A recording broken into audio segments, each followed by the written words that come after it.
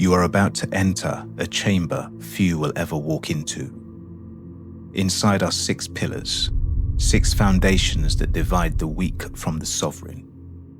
Identity as a weapon, emotional control, silence and presence, rejection reframing, ritual discipline, Machiavellian strategy. Each pillar is a command. The recordings themselves are instruments of power. Use them to strip away what was imposed on you and to forge what cannot be ignored. If you choose to continue, you accept the risk, because once you hear these words, you cannot unhear them. The chamber is open. Step forward and begin.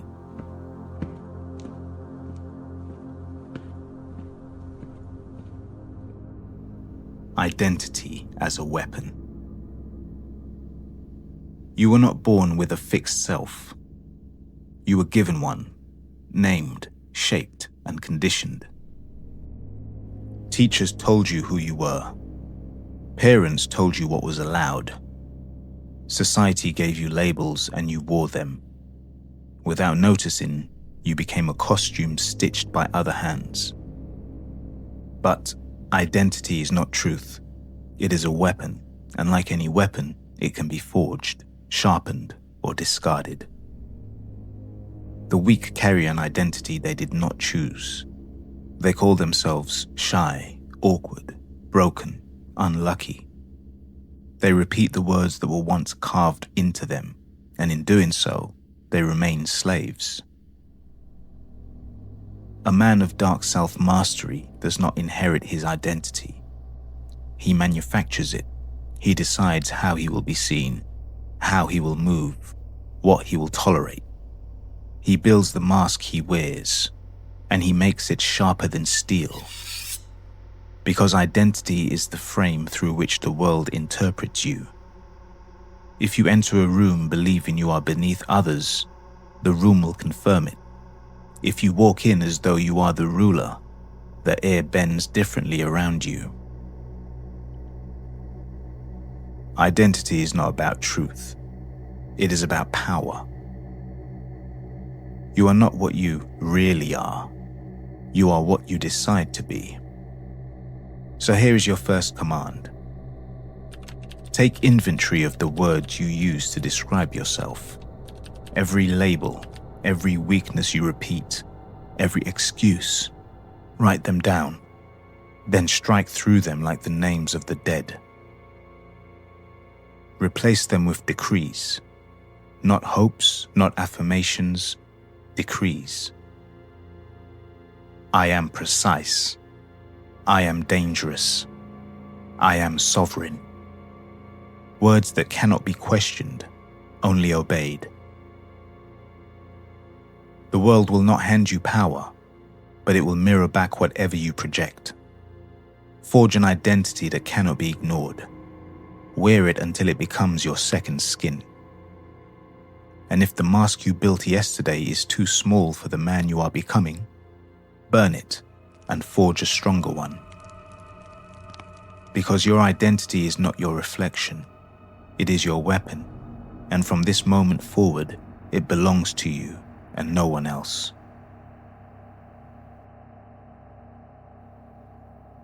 Emotional control. The quickest way to control a man is not with chains, but with his emotions. Praise him and he softens. Insult him and he reacts. Ignore him and he panics. Most men are puppets with strings tied directly to their feelings. Pull the right one and they dance without knowing why. But the man of dark self-mastery is different. His strings have been cut. Emotional control does not mean you feel nothing. That is weakness disguised as strength. Emotional control means you feel everything, but you decide what to show, what to weaponize, and what to bury. Anger becomes fuel. Fear becomes preparation. Doubt becomes silence. Desire becomes patience. Your enemy's goal is to drag you into his frame. If he can make you react, he owns the tempo. You have lost before you strike. So here is the law. Never react first. Let others reveal themselves while you remain still. Let them show what angers them, what flatters them, what tempts them. And as they expose their levers, you reveal nothing. This is how rulers hold court. The loudest voice is not the one in control. It is the quietest. Because silence terrifies those who expect a reaction. They cannot predict you. They cannot move you.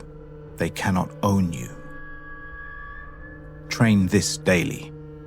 When someone insults you, do not defend, simply observe. When someone praises you, do not melt, simply nod. When someone rejects you, do not explain. Withdraw your presence. When temptation calls, delay. Power is the man who can wait while others grasp. Every time you refuse to be moved, your mind hardens into sovereignty. You are teaching the world a lesson, that you are not a servant to stimulus, but a master of response. Remember this, he who controls your emotions controls your fate, but he who controls his own emotions controls the room, the game, the war.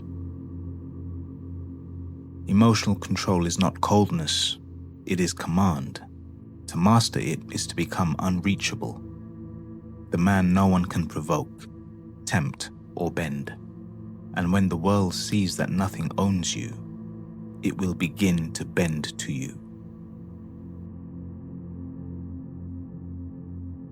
Silence and presence.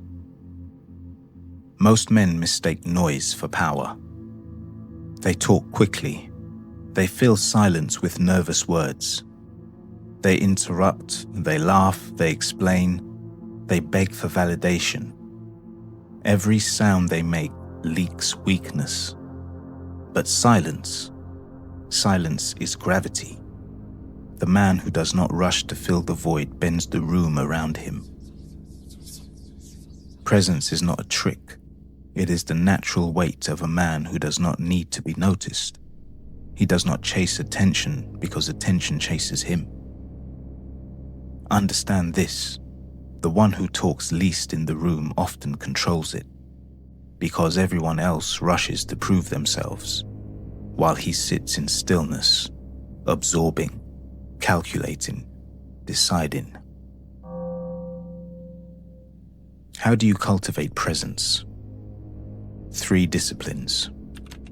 First, show the body. Predators do not fidget. They do not rush. They move when they choose. Your stillness will command more fear than frantic activity ever could. Second, master the gaze. Do not dart your eyes. Do not scan for approval. Choose where you look and remain there until others break. The stare of a silent man is more devastating than the speech of a nervous one.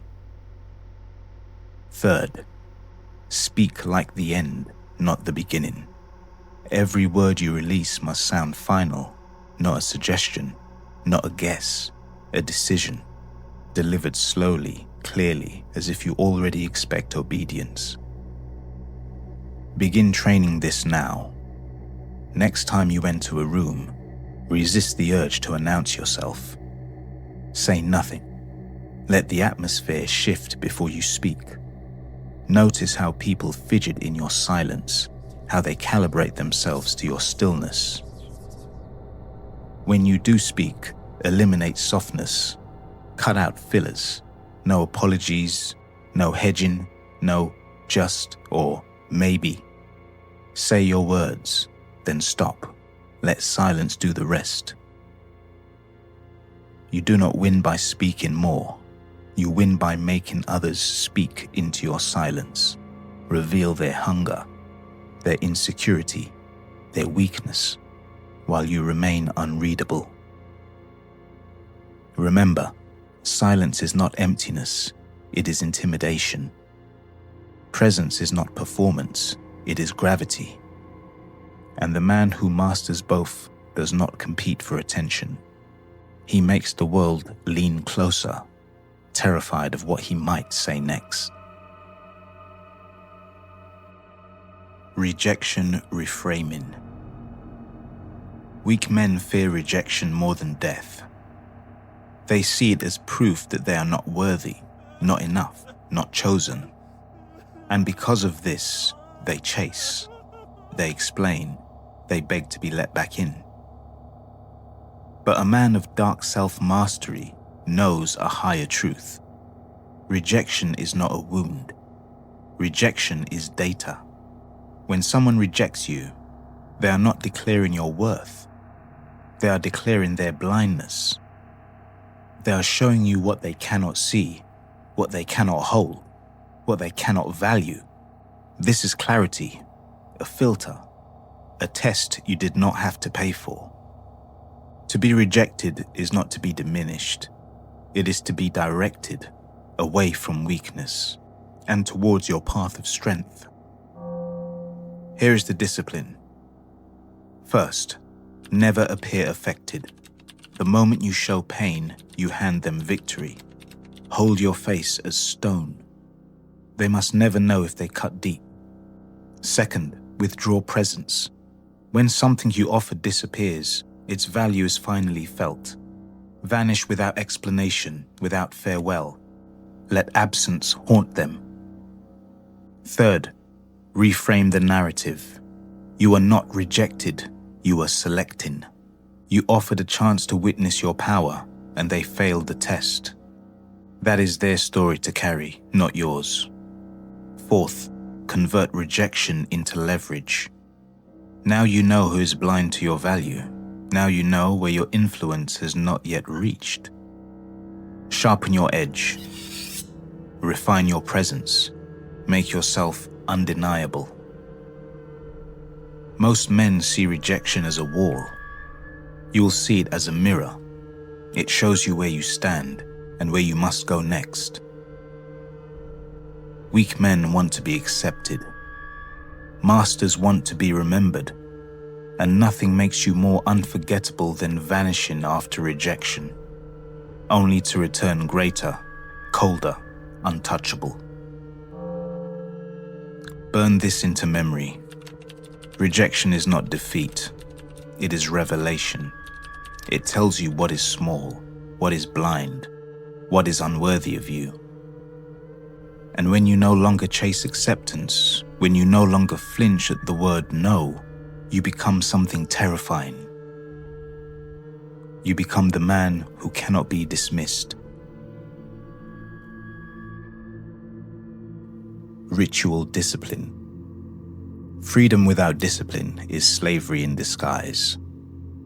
The weak believe they are free because no one tells them what to do, yet they are slaves to impulse, to distraction, to appetite. Their moods command them, their cravings rule them, their laziness shapes them. But the man of dark self-mastery chooses his chains. He binds himself to ritual, and in doing so, he becomes free. Ritual is more than habit. Habits are accidents. Rituals are chosen. Rituals are sacred. They are the laws you write for yourself and break for no one. Every ritual is a strike against weakness. Every repetition is another cut into stone, carving the man you are becoming. Here is how you build your arsenal of ritual. First, anchor your mornings. Begin each day with an action that asserts control. It may be stillness. It may be movement. It may be journaling in your codex, but it must declare, I rule today. Second, guard your evenings. End with review. Record your failures, your weaknesses, your progress. The day is not over until you have extracted its lessons. Third, Choose one ritual of strength. This may be training your body, sharpening your mind, or rehearsing your speech. Whatever you choose, it is non-negotiable. It is your anchor when all else falters. Fourth, track without mercy. Weak men guess. Masters measure. Keep record of your rituals, streaks, breaks, lapses. Each mark reveals your discipline or your decay. You will be tempted to skip, to excuse or soften. But understand this, every time you break ritual, you are not just skipping a task. You are declaring that weakness has more authority than you. Discipline is not about motivation. Motivation dies at the first hint of resistance. Discipline survives because it does not ask how you feel. It only asks if you obey. The rituals you repeat daily will build your fortress. The rituals you abandon will dig your grave. Bind yourself to the rituals that forge strength. Break the rituals that feed weakness. And in time, your life will no longer be a series of accidents. It will be a weapon, sharpened by repetition, hardened by discipline. This is how a man of dark self-mastery is built, not in moments of passion, but in the rituals he repeats when no one is watching. Machiavellian strategy. Most live like pawns. They react to the last move made against them. They obey rules they did not write.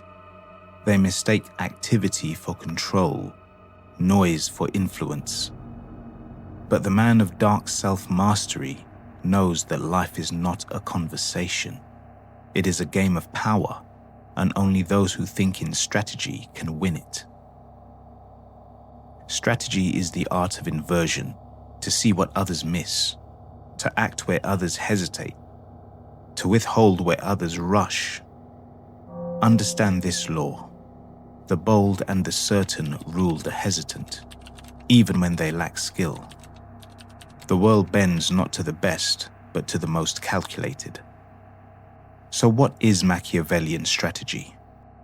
It is clarity. It is the discipline of asking, what does this person want? What do they fear? What do they not see coming? Most reveal everything, their hunger, their insecurity, their intentions. The strategist reveals nothing, while extracting everything. Practice using 3 weapons. First, frame control. Never argue from within someone else's frame. Define the terms. Redefine the rules. Force them to speak your language. Second, positional patience. Do not rush to act. Let others reveal themselves, spend their energy, show their cards. Strike only when your victory is certain. Third, calculated image.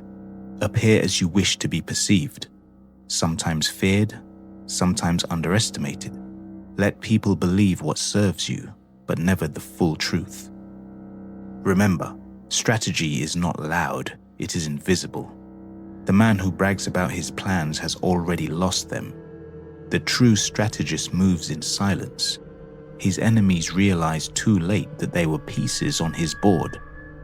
Every word, every glance, every absence is a move. The question is, are you moving or being moved? The Machiavellian mind does not seek approval, it seeks advantage. It doesn't beg for access, it controls it. It creates the position others must bow to. And when you combine this strategy with the pillars before it, identity, emotion, silence, rejection, ritual, you are no longer a pawn. You are no longer even a player. You're the one who decides the game itself.